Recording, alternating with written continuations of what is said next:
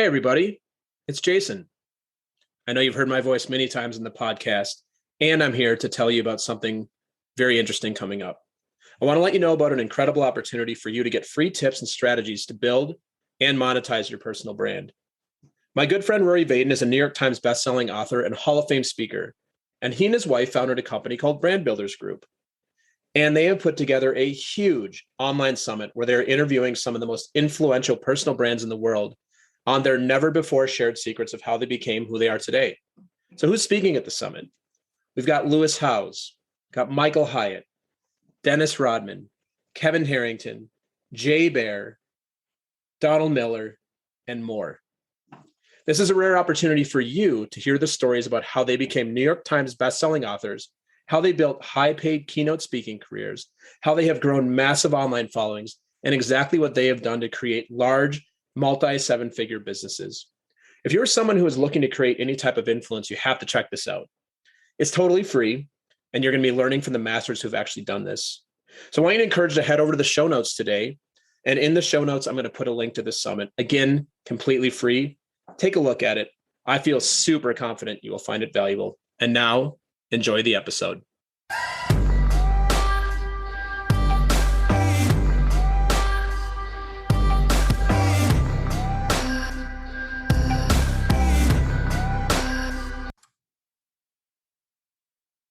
All right, everybody. I'm very excited about this episode. This is the first of a series of episodes called Blank is Back. Blank is Back is a series where I've got some amazing guests from my first season that are back to talk to us again so we can hear what they're up to. And without further ado, my guest today is the amazing Jena Kingsley. Jena, I think you were on the show. We recorded when I was back in Brooklyn in 2020. So we must have recorded like February of 2020. February of 2020. Valentine's Day to be exact. Was it really? Yeah. That's I remember amazing. what I was doing that day. Yeah, that's amazing. Yeah. So Jena is a comic, viral, viral extraordinaire. She's had multiple videos have millions of views on YouTube. And she is currently the host of Social Studies with Jena Kingsley, a really, really hilarious podcast. Jena, So good to have you back.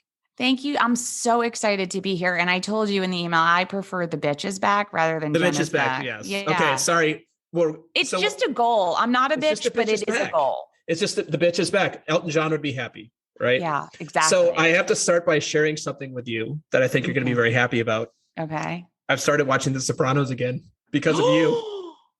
Come on. Wait, why? Because of me? I'd only watched it when so it came out in 99. Mm-hmm. And at the time I was in college still, and I've only watched Sopranos once. And I was like, and I finished another show that is my all-time favorite show, Breaking Bad. And I finished that. I'm like, I need to go back and watch another classic. And then I thought about what you once said to me about Dr. Melfi. Oh, yes. So let's let the listeners in on that inside joke. We'll let the listeners in. And by the way, I just want to say this for these episodes, they're much more free-flowing. The idea is that I have guests back. I ask you some questions about what's new with you. Mm-hmm. We're going to riff on these episodes. So you're either probably going to love them or you're going to hate them. I'm not going to ask the same questions. So I think some people are going to be like, I'm tuning out. And some people are like, this is going to be way better. So I can't wait to hear the feedback. This is going to be so good, you guys. This is like the OnlyFans version of talking to cool people. Except the OnlyFans version that still allows pornography. And it's free also, which is hilarious that OnlyFans is like, we're going to reduce the one thing that is the reason people come here. And they're like, oh no, wait, we're not going to do that because nobody's here anymore. That's why Tumblr, got killed because they took away porn. Yeah. Side note. At the end of the day, I'm sorry, people there's some basic porn, you guys, bottom line. Basic human needs that get met. So yeah, Jena, why don't you share the Dr. Melfi thing?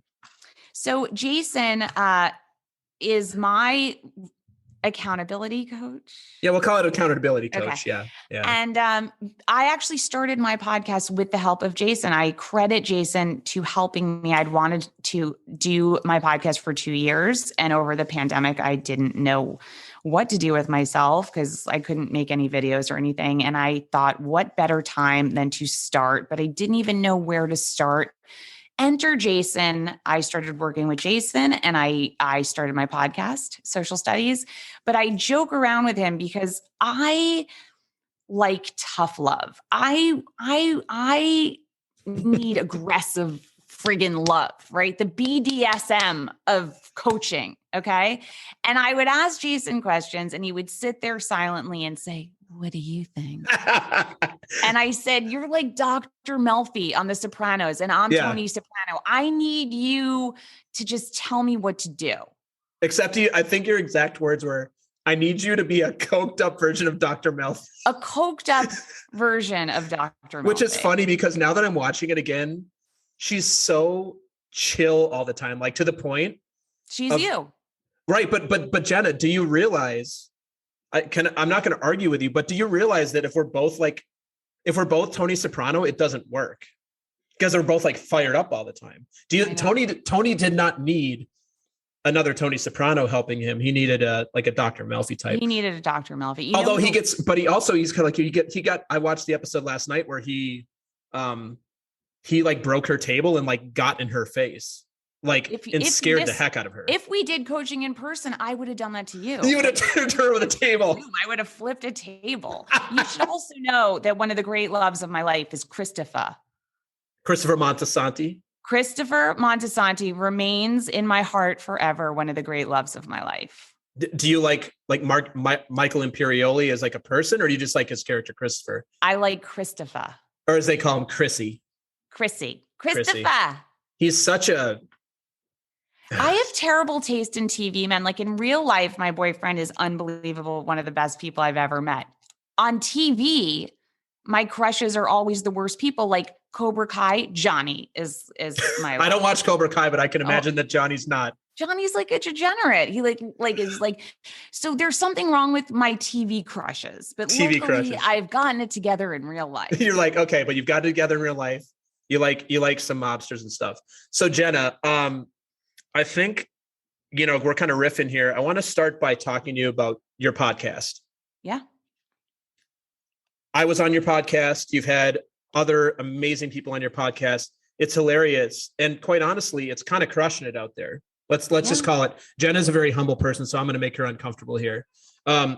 Tell us about the genesis of the podcast. Where did the idea for social studies come from? What's the concept behind it? And I'll shut up now and give you those two questions. Then I've got some more for you once you've answered those. So the videos I've done they're kind of social experiments based on the things that we do as people that we don't pay attention to. So I did one, I did a no selfie zone in Central Park. I did an iPad giveaway, terms and conditions about the things we agree to, but we don't read. I'm kind of obsessed, and I say this in my trailer, with human behavior and the things that we do as people that we don't really pay attention to. And once you shine a light on those things, you're like, oh my God, I never thought about it that way, but it's ridiculous that we do that. So that's the best way to kind of describe what the podcast is. So now I'm able to talk about topics, everything from what I do with clothing I don't wear, because some people throw it out or sell it on eBay. I hate wear it, right? Like I hate it. I hate wear it. Or I just did my first solo episode, and one of the things I talk about are some of the things like the fact that it became a thing to have towels folded into creepy little animal puppets in hotels. So weird. Why is that a thing? So there's all these observations I make, and I want to know, why is that a thing? And that's basically what the podcast is. Yeah, I think the way I would describe the podcast is there's definitely an element of kind of the Larry David Seinfeld observational humor, but it's never about, and I say this in the best way, it's never about the big stuff. It's never about the stuff that it's like about bodega candy, or it's kind of like a female version in a podcast of a really great Seinfeld episode there's so someone wrote the best review. They said it was Seinfeld meets Girls. And that's the greatest thing I could ask for. Because I'm a huge Judd Apatow fan and a huge Seinfeld fan. Because it's like when you listen to it, it's kind of like the experience of watching Seinfeld, or for me, I'm even a bigger Curb fan.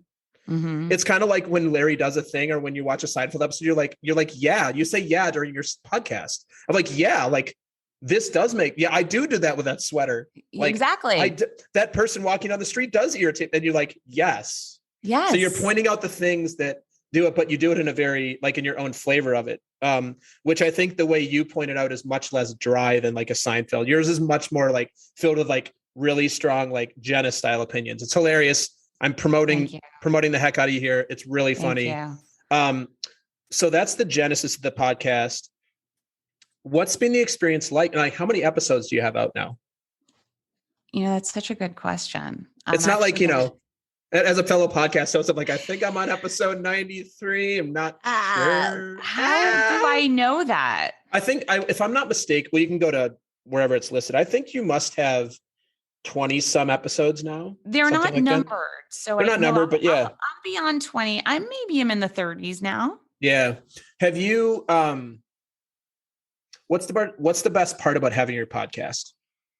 For me, the best part about having the podcast is it's a creative outlet. So the reason I started the podcast is my brain is a fucked up place, as you know, from working with me. I need an outlet to put this crazy out there. I used to write a lot. I had a blog. I wrote articles. I don't think people know how to read anymore. I know that's not true because people are still writing books, blah, blah, blah. There are newspapers, but I like the idea that people can listen while they drive, listen while they walk, listen while they cook. So it's not the commitment of like sitting down and reading something, which people don't go to blogs to read anymore. I don't think they go to Huffington Post to read stuff unless it's some viral article. But again, how are we even seeing viral articles? Everything's streaming and sound bites and videos. So it's a way just for me to get this stuff out there. And that's how I thrive as a person when I'm creating things that people enjoy. So for me, the best part of the podcast, I don't remember the question now. But what's your favorite part about having the podcast? The best part of the podcast is when someone writes to me. This is a true story. When someone writes to me and says, that is so true. I do that. Or I never thought about it, but that is so true. To me, someone writing back to me what I said and talking about it and identifying with it is the greatest gift any creator could have. Like when I did stand-up, when people would come back and talk about bits or quote things from my videos, like there's really no better feeling as a creator than when someone identifies and connects with something you said or did. What are a few of the reviews or emails that you got that have stuck with you?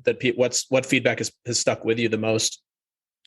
Honestly, it would be hard to say at this point. It's just people writing to me saying that they binged the whole thing, or they can't wait for it to come out, or they wish it was longer, or they it goes so fast. Like, can I come out more than once a week? Or I don't know. I just am so honored that people are taking my podcast for about 30, 35 minutes. The fact that they would take that time out of their week to spend it with me and listen to my annoying vocal fry makes me so happy. Happy. It should be like, makes me so happy. So happy. So happy. That's great. I didn't realize vocal fry was a thing for New Yorkers. I don't know if you have a vocal fry. Have you been told you have a vocal fry? Well, yeah. I've been told I have a vocal fry, or I have a Hoda and Kathy of Hoda and Kathy Lee made fun of me on the Today Show when my Starbucks video went viral. She was like, Jena Kingsley has a video, because she was making fun of my voice. But they still played it on Hoda and Kathy on the Today Show. But I tweeted at her, and I tweeted and I was like, Hoda, I love you. I can't believe you just made fun of my voice. She's like, I love you too. I was just kidding. I was like, you were just kidding in front of millions of people, and you didn't say you were just kidding. It's true. So. Look, I am a New Yorker. I am a Jewish New Yorker. I have a certain kind of accent and voice, and I'm fine with it. Look at Fran Drescher. And look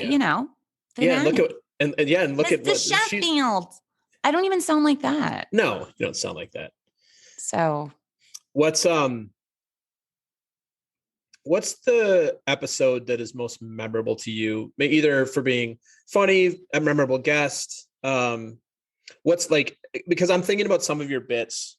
I'm thinking about some of the bits, like the ones you did early on with your friend, and you were talking about like the omelet station at the omelet station. Hilarious, because it's like so identifiable. We all know the friggin' omelet station. The omelet station. It's like let me try and summarize this. I'm probably gonna screw this up. It's been a while, but you go to the buffet at a nice hotel and they have the buffet and you go in through and you get your stuff and then you're standing there and there's the woman or the man who makes you an omelet and you feel so privileged and so terrible about yourself that there's somebody making an omelet for you. You're like, I'll take a little bit of the green chives and some of the bacon. It's so awkward. Sometimes I want to be like, I could do it myself. Like, I feel bad making you do this. Like, you're like stand there like a loser. You're like, and onions and tomatoes. I don't know. I just find it very embarrassed. I get awkward easily. I feel awkward all the time. And the omelet person, for some reason, just really makes me uncomfortable. But I go to the omelet obviously. Yeah. Well, because they're making you an omelet. Like what's or the pasta man. Yeah. What's so funny about you is you're like a successful New Yorker who's also extremely humble. Like you're like, you could do these things, but you like feel bad about all of them. You don't want people to like, at least my experience, you don't want people to serve you or have to feel subservient to you. You want to become their friend. First of all, I just want to say, I love that you think I'm successful because I'm just really a loser. But I don't feel comfortable when people do things for me. That makes me. We've talked about that. Yeah. But you'll like literally go to the mat for somebody else. But then if somebody's like, "Hey, Jenna, could I buy you a cup of coffee?" You're like, "No, I can't." Nope. I know. Nope. That's why we've talked about this. I'd be a terrible salesperson because I don't like to ask. I would end up being like, you know what, just get out of this store. Don't buy anything here. Just go. Either that or you'd be like, this sweater looks so good on you. Just take it. It's fine. Just take it. You don't have to spend the money. Take it. Take it. So Jenna, what else is up? Like what else is going on with you since we last, I mean, when we talked in February of 2020, Valentine's Day, as you educated me on, I should know this, no podcast. No podcast. No pandemic. I mean, there was a pandemic. We just didn't know it yet. It was like a thing. In denial. We're like, oh, that's like in Asia. Like we don't have to worry. COVID. Oh, it's like Wuhan. Fun. It's so far away. Yeah, Wuhan. Yeah. So Jenna, the last time I talked to you, I don't remember if you were single or about to be single, but now my understanding is you've got somebody new in your life. What's going on with that? I have a lovely, amazing boyfriend. I honestly have the best boyfriend, and I feel lucky to have him. I talk about him on the podcast. You know, I did an open about him. I'm not going to spoil it, but it's one of my favorite opens. And he's awesome. And I have to say, for as terrible as this pandemic has been, because it's fucking horrible and we're not going to see the end for a long time, I feel. I had a pretty good 2021. I created my podcast. It went to a network. I fell in love. My son is applying to colleges, so let's circle back and hope he gets in before and I think the downtime of the pandemic forced us all to look within and take stock, right, of our lives and like what we were going to tolerate going forward and what we were going to do differently and what we wanted to get done and what was important. And so I did a lot of work on myself during that time. Like I went to therapy. I started working with you. I have specialists for all my crazy. And it shows. I think doing the work, it's kind of like going to the gym, right? Like you're not going to get in shape if you don't go to the gym regularly. So I have been really on top of my stuff. And I think it facilitated a lot of changes in my life. Yeah. You know? Yeah. I want to ask you something about that. And you moved away. You moved. I mean, temporarily. Do you really think you're ever coming back here? I think so. We were talking about this yesterday.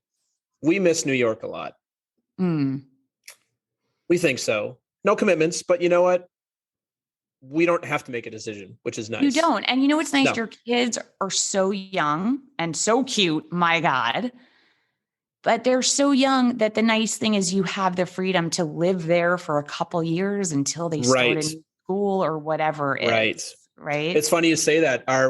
We put our daughter on the bus for the very first time today. I saw. Did she like it? She loved it. But for any parent that's out there listening, and I don't know how this was for you, watching your 5-year-old, who you still kind of see as like a little fragile baby in certain ways. Like she's not a baby anymore. But when you see her climbing onto the bus and finding her own seat and sitting down, you're like, damn. I was like, I don't get emotional easily. And I was like, yeah, I get it. I get it why parents, when kids go off to school. And so I wanted to actually ask you. Because now my kid's going to go off to college. Right. Like, have you had this experience with your son as he goes through school every year? Does it I feel like kindergarten is one time. Is it like a high school thing, a junior? Like when, for you as a mom, when did it hit you that like, oh, damn, this dude's growing up? He's still my baby, but he's not a baby. That's kind of the feeling I had. This year specifically. Yeah. You know what? I'm my son's an only child. I am a single mom. Well, I'm divorced and I'm super amicable with my ex-husband. So it's not like, And you have a hashtag about divorce too. Let's just be clear. Yeah. Divorce is forever because we do spend a lot of time together and we did quarantine together during the pandemic. God, I wish there was cameras for that. I know. That'd been amazing. But the thing is, I feel like I am fortunate to have a very close relationship with my son, even through his teenage years. Like a lot of times teenagers take off, do their thing.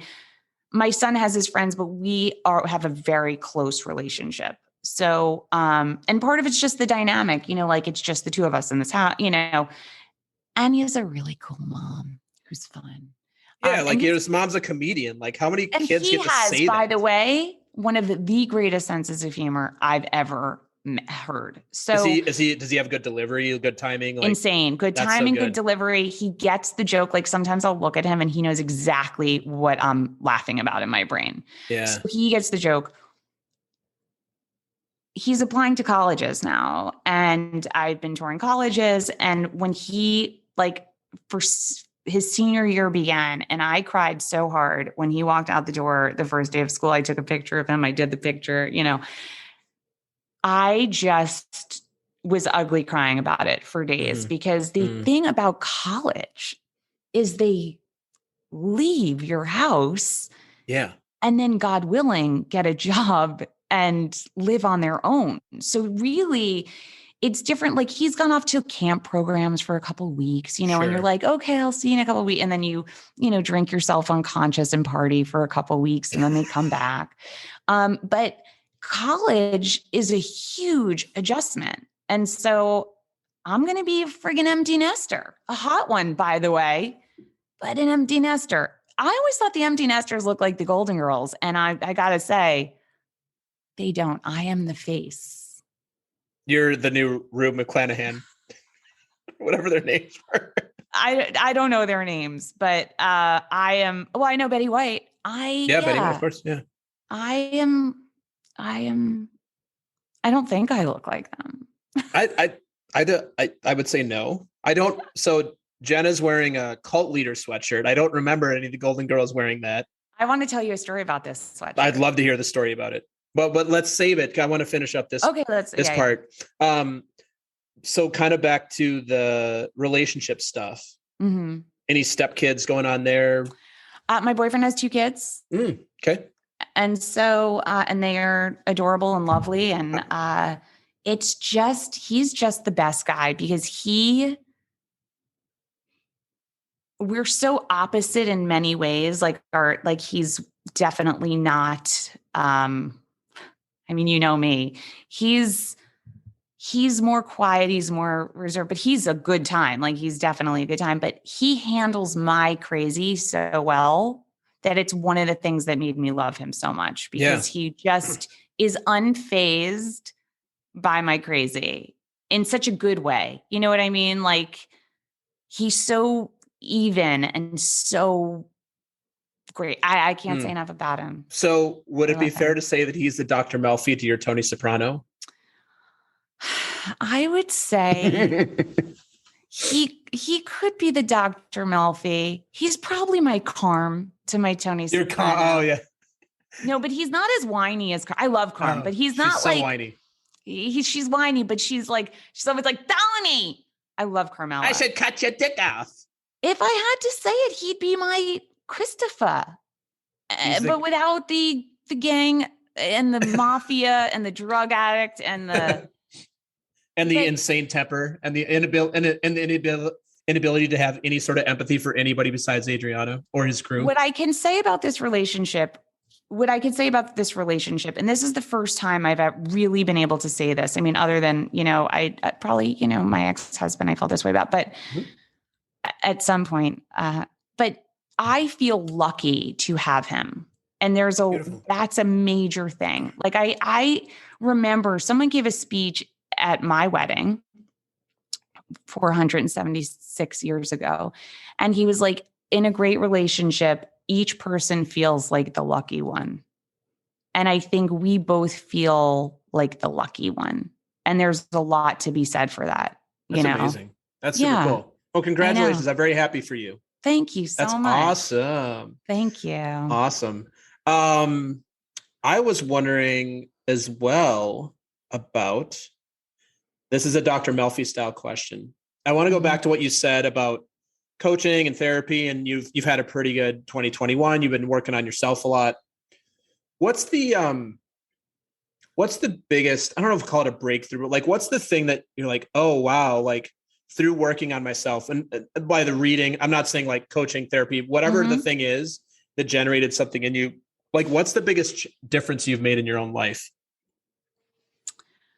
Understanding that I am the driver of the bus. So rather than let life happen to me, I finally have an understanding that I am the one that's going to make it happen. All of my videos I did that went viral, I made them because I wanted to make them. Then I got a little stagnant. This is one of the things I've discussed with Jason many times. I got stagnant because I started listening to my agents or my producers and I started feeling like I needed to seek someone else's okay for my work rather than just have it be something that I wanted to do. And I think even in relationships, it became like not about what I wanted in my relationships. It's just all like, and then finally I had this understanding through all of my 800 specialists that you are the only person that can make a change in your life. You want to make a podcast, you have to sit down and make it. No one's going to bring you a podcast. Right. No one is going to sit down every week and do it for you. You want to be in a healthy relationship, you have to choose a partner that wants the exact same kind of healthy relationship. Like all of these things are, like it's like I said, it's about like going to the gym. Yeah. I'm not so great about it, but I want to be better. Sometimes I'm great about it. I've been kind of lazy right now because it's summer. But if you want friggin' a big booty, like a big Brazilian booty, you got to do squats consistently. I want that booty. I do. I hate doing squats. And guess what? This isn't a story about my booty because I don't do the squats. So I don't have the Kardashian booty that I want. Yeah. Yeah. Which I'd also need plastic surgery for. That's what I was going to say. On a total aside to this, Kirsten, my wife, was just showing me a picture of, I think it was Khloe Kardashian. I'm like, that doesn't look natural. She's like, no, this is like $1 million in plastic surgery. I guess is she a big topic now because she looks so unlike what she looked like a few years ago? She looks nothing how she looked. It's actually sad. It's very sad. Kind of sad. It's kind of like the Michael Jackson situation. Like it's just, when does it end? Right? Like what's good enough? Everyone's trying to look like a filter, literally like a filter. And it's awkward. It's very awkward. Yeah. Well, congratulations, Jenna. I like what you said about, like, it's like we talk in this in coaching. I know we talk a little bit about this. It's like taking ownership, and nobody is ever going to be invested in what you're up to as yourself, like no matter what. And I don't care if it's a relationship, it's a podcast, it's a new job, making more money. Like there's nobody on the planet who's going to care about that more than you if you choose to care about it. Mm-hmm. And there's nobody who has more power to do that than yourself. Correct. At the end of the day. Yep. And so that's why having an accountability coach like Jason was a big deal for me. Yeah. Well, yeah. And you also have a good therapist, which you've had on your podcast twice, I believe. No, just once. Just I had her right? once. You and mentioned her multiple times, though. It's I great. talk about her all the time. My shrink thinks I'm sane and other lies I tell myself. That's the title of that episode. But she's great. She has a big Instagram following. You guys at New York NY therapist. She's great. Yeah, that's awesome. Yeah. What would you say to anybody who's listening right now who either wants to break into comedy and do stand-up or I've got 3 parts here: break into comedy or do comedy in front of people live, because the comedy clubs are open again in the city. 2, become a content creator. And I'm talking about like videos or blog, that type of thing. And 3, do a podcast. What would you, for people listening out there that are like, hey, I want what Jena does, what would you recommend, or what advice would you give? I would recommend find a different job, find a different career. That's, if we're being completely honest. No, if you want to do stand-up, the best way to go about doing it is you have to go to open mics. You have to just get up there as much as possible. You have to write your material. You have to go test it at open mics, which are the most painful thing of all time. And then eventually comics get onto these bringer shows. It's a path. It's a long path. Success does not come overnight. And then what was the second one? People want to create content. They want to do videos. They want to do blogs. Those sort of things.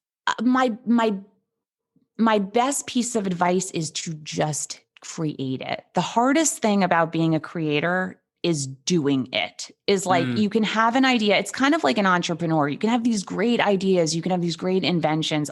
Most people don't do it. They just have the idea and they don't execute it. And so for me, I was writing for magazines and publications or whatever, and I kept pitching for so long. I would pitch these social experiments. I wanted to do them and write about them. And all the magazines were like, no one would like that. No one.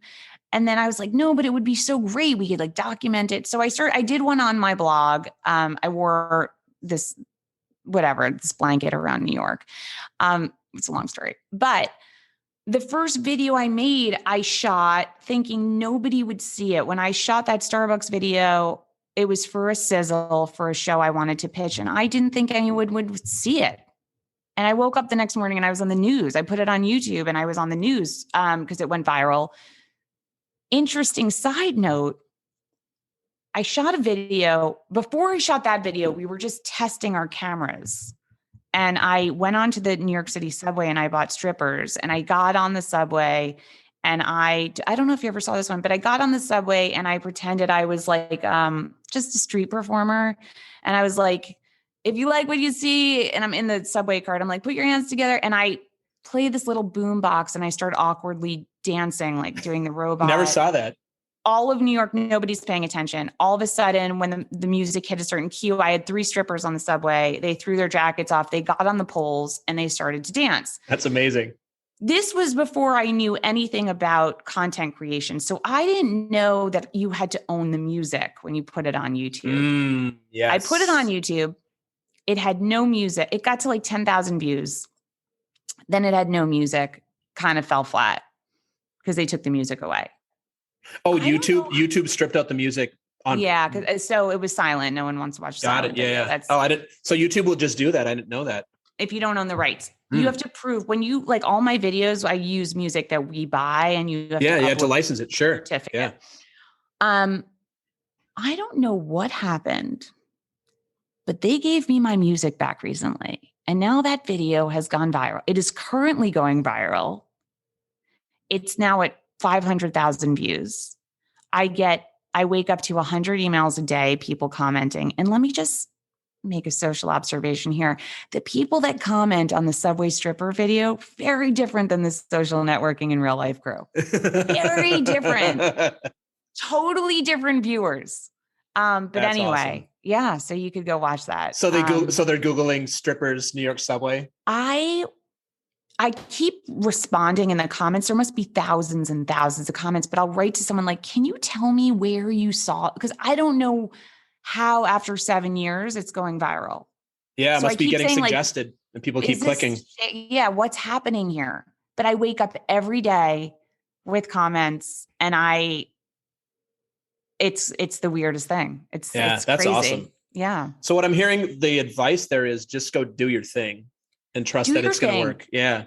Do your thing. Just do it. Don't overthink it. Just do it. You know, when I made my podcast, literally, you guys, Jason sat with me on Zoom, had me record a trailer and upload it while he was on Zoom. Had I not done that, I might not have ever had my podcast. And then we'd be talking about other stuff here. That's a true story. Right. I'd be like, my knitting, I'd be the worst knitter. I don't have the patience. Although I don't know who'd be a worse knitter, you or me. I think it would be an equally terrible knitting situation. That is like my hell. It's hell. I lose count. I make knots. But you know what I'm really into now is fly fishing. Yeah, fly fishing's cool. I want to be like a professional fly fisherman. I can see that. Do you have the boots? I want to get them. The boots keep you from slipping and dying in the stream. Pants, boots. Yeah, the waders. Like the waders. Yeah. I find it really super relaxing and fun. It is very relaxing. So I want to ask you about one thing you learned about the podcast, and I have a way that I think you'll enjoy wrapping up the episode for today. And I do want to tell the story about my sweatshirt. Yes. And we want to hear the story about the cult leader sweatshirt. So podcasting, very, very, very, very, very, very, very, very popular. Mm-hmm. A lot of people do it. We're on a podcast right now. Yes. What advice would you have for somebody who wants to start a podcast? Or what was your biggest learning from the last 8 months of starting your podcast? I'm still learning. I learn every day. And that's the truth. I'm constantly asking for feedback from people because I want to know what's working, what's not, what people are identifying, what's not. I think, my favorite episodes are with my friends who have no following. They don't even have an Instagram. Your one friend is like, doesn't believe in anything. She has good. My friends are so miserable. Those are my favorite episodes. If you ask me, what are your favorite episodes? They would be like, I was raised by a bodega. It was a date sweater. Now it's a hate sweater. Is Drakkar Noir still a thing? Yeah. Those were with my friends.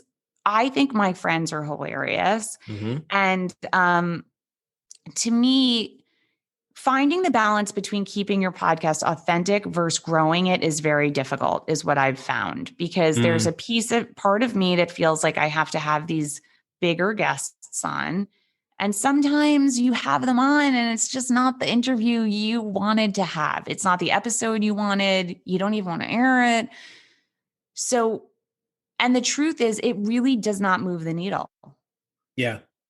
I've actually read that a lot in the podcasting world, that having a famous person on a podcast when you're not famous doesn't actually do anything for your pod. Like it maybe for that episode, like, okay. So maybe if like I had Dwayne Johnson on here or something, or like LeBron James, people would probably listen to that, but it's not like people go, oh, I like this podcast. They go back and listen to the other 89 episodes. I've heard that repeatedly. Mm-hmm. And what's way more important is you put out good content over time. To me, that's like what I'll always know, as it's my podcast. I always know like I'm going to release it, but it doesn't to me feel in line with what I want this podcast to be. Yeah.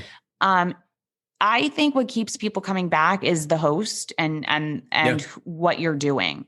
And so I would say to answer your question, I'm learning constantly. I still am not where I want to be.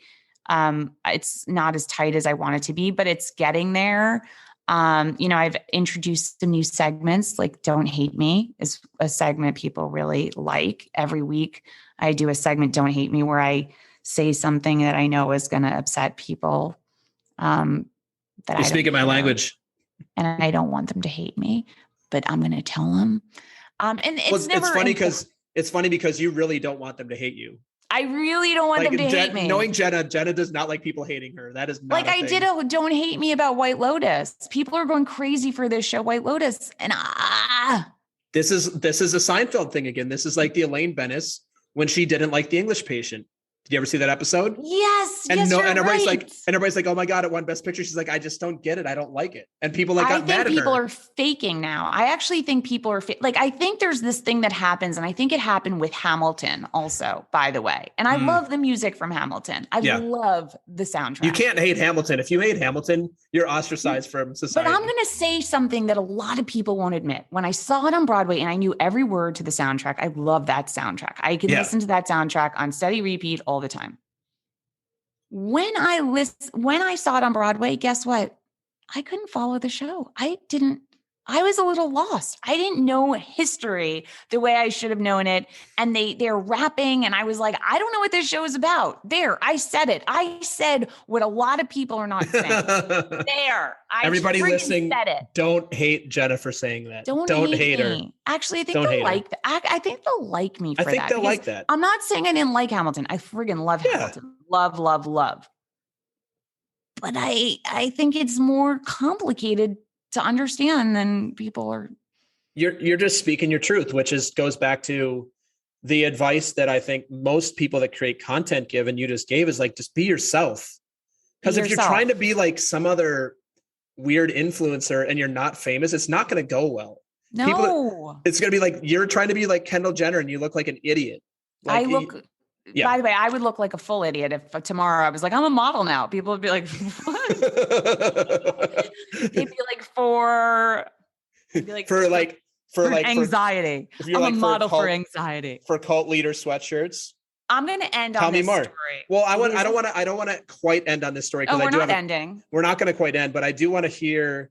Okay, so I have a question for you. Then we're going to end on the cult leader sweatshirt story, if that's okay with you. Yeah. I'm not asking permission. It's my show. This is what we're going to do. Exactly. Yeah, I caught myself asking for permission. So Jena, what's the thing that annoys you the most right now in society? I wouldn't even know where to start, but can I say something controversial? Oh, absolutely. Please. I am really angry at the people who are anti-vax. Mm-hmm. I'm sorry, guys. I really have not come right out and said that, but okay.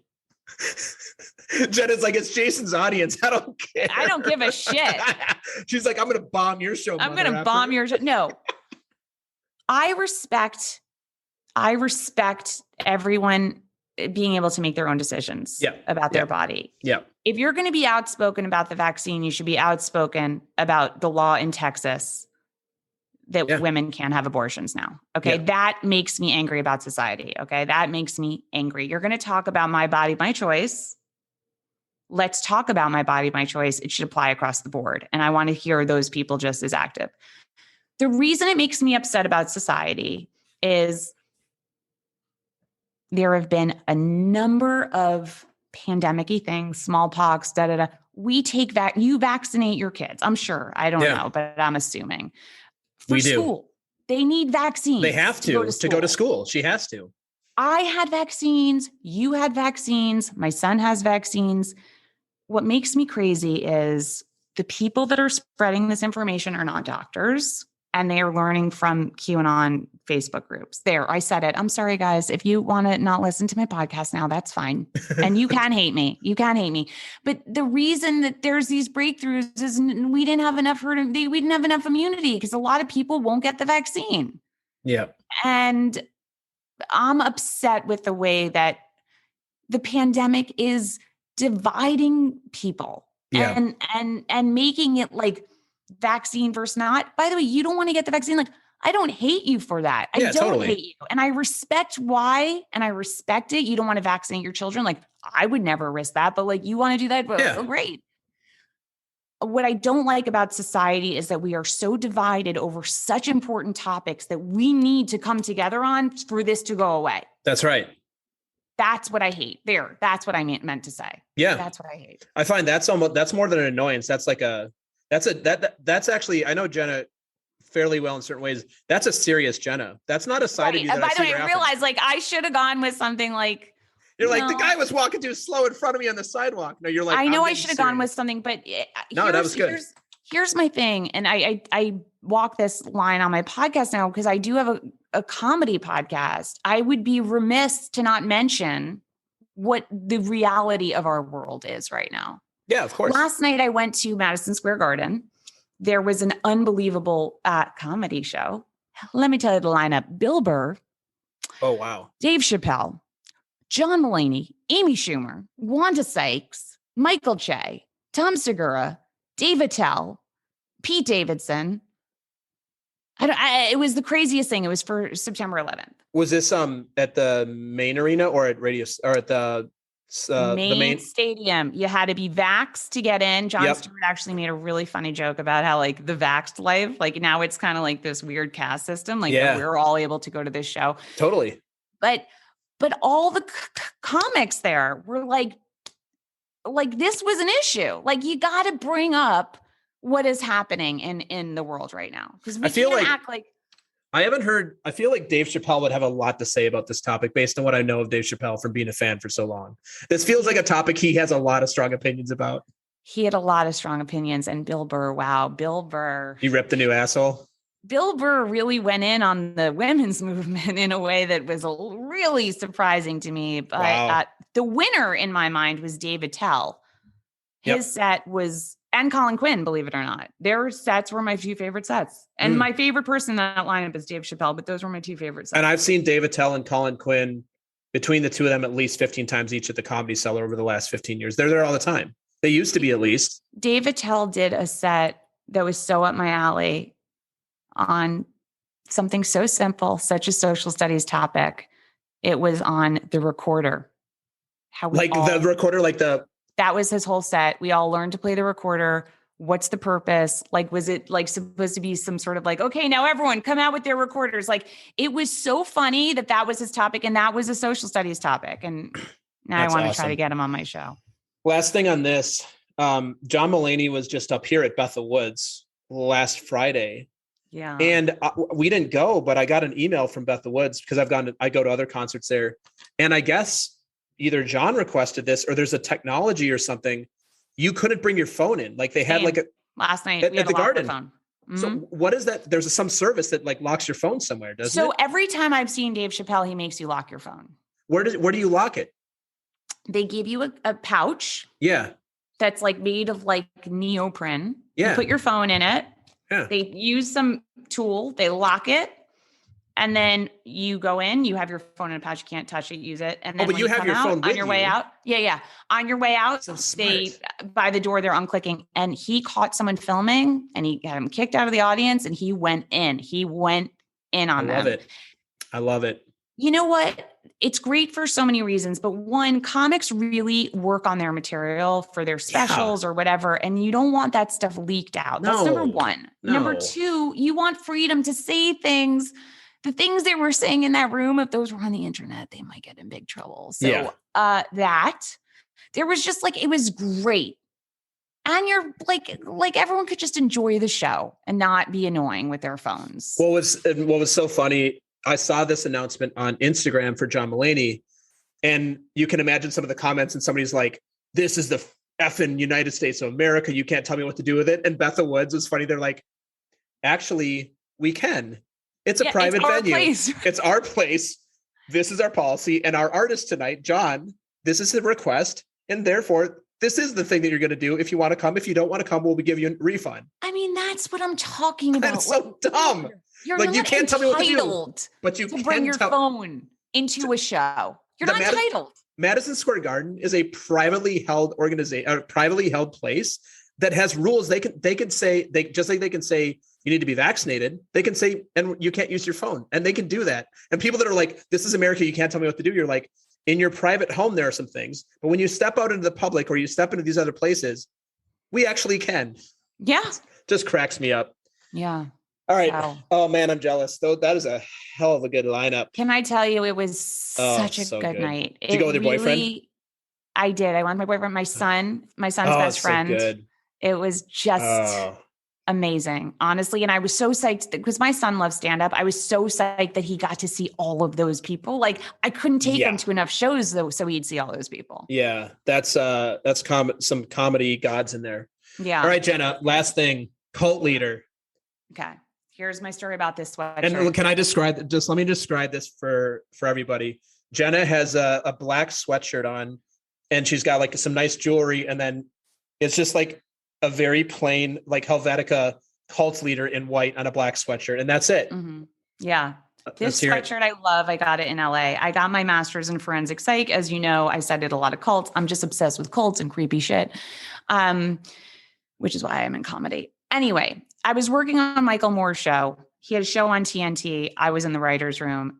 He ended up not making the show because he went to make a Trump documentary instead. So he like put the show on hold. It never came back. They had said to me, Michael would like to meet with you, because he wanted to meet me. I was one of the writers, and I had met him in the writer's room, but he wanted to meet me. So they're like coming to his office at 1:00. It was summer. I was wearing a t-shirt, and I used to just grab a sweatshirt before I'd leave because it's freezing in offices. In the summer, they put that air conditioning so high. Yeah. I walk into Michael Moore's office thinking it's just me and Michael. We're just going to be like BFF. But no, the showrunner was in there, the producers, the directors, you name it. There was like 15 people watching our conversation, and I was intimidated, which rarely happens. And I'm in my t-shirt, and his office is so cold. So midway through the conversation, I grab my sweatshirt, not realizing which sweatshirt I brought with me. And I put this cult leader sweatshirt on. And Michael Moore looks at me and he goes, I like your sweatshirt. What's that about? And it came to me so quick. And I said to him, you know what they say, Michael, dress for the job you want, not the job you Oh have. my God. And he loved me from that moment on. Anyway, that's what this sweatshirt reminds me of.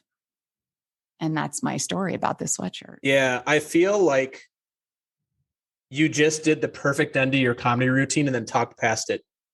I know. You did. No, because like that would, no, I'm kidding. That would be a great end to a set though. You're like, and you wear that on the thing and you say, and this is the thing, dress for the job you not want, dress for the job you have. I'm Jena Kingsley. Good night. Da, da, da, da, da. Have a good night. Follow me on Instagram. Yes. Well, Jena, thanks for coming back. I will come anytime. You know, I love talking to you. You're Yeah. one of my favorite people. I Yeah. love You have great talking to you. taste. You have great taste. You have really do. spectacular taste. Congratulations on the love life. Congratulations on the podcast. Congratulations on, I was going to say little man, but he's not little. He's big. He's big man. Big man on the Wish college us luck. things. Wish you, we all, myself and everybody else here listening will wish you the best of luck. And we will have you back again very soon. Thank you again for being on. Can I plug something? You can plug whatever you'd like. You guys feel free to follow me on Instagram at Jena Kingsley, JenaKingsley. And please take a listen to Social Studies with Jena Kingsley. It's a podcast that you can find on your favorite podcast platform. It's and not by the way, Jason is on it. Go listen to his episode. I'm on it. We had a hilarious time. What's the yours? Prove you're not a robot. Prove you're not a robot. Yeah, it's hilarious. Prove you're not a robot. Last thing I want to say here, since this is much more free form than my normal format, for those who have stuck around with Jen and I, which I hope there's at least one person who stuck around, who knows, they're here for Jen and not for me, obviously. I'd love to hear your feedback. Do you like this format? Do you want more of this? Because I have a whole bunch of people who want to come back on, and I have said, let me have some people on that I really want to talk to. Not that I don't want to talk to everybody, but I knew Jenna would be an entertaining guest. So I want more of this. Yeah, but you're like an improver like me. Some people like, I think just to wrap the whole thing with this, my podcast, it's such a great personality test. And you've probably seen this on your podcast too. Some people are like, so what are we talking about? Where are the questions? How long is it going to be? And they want to know like every detail. Mm-hmm. And then other people are like, I'm like, so did you read the questions? They're like, no. And they just like show up and just make it happen. Yeah. I've had some mixed results with both of those. But it's so apparent what people's natural personalities are about those things. But I think you and I are both like, hey, let's show up on a podcast and we'll make some magic happen, or we'll have some fun. And if nobody listens to it, we don't really give enough. So exactly. All right, Jena, thank you so much. Thanks, Jason. Yeah. Thanks for listening to another episode of Talking to Cool People with Jason Frizzell. If you enjoyed today's episode, please tell your friends. Follow us on Instagram and Facebook and give us a shout out, or take a moment to leave a review on iTunes. If something from today's episode piqued your interest and you'd like to connect, email us at podcast@jasonfrizzell.com. We love hearing from our listeners because you're cool people too.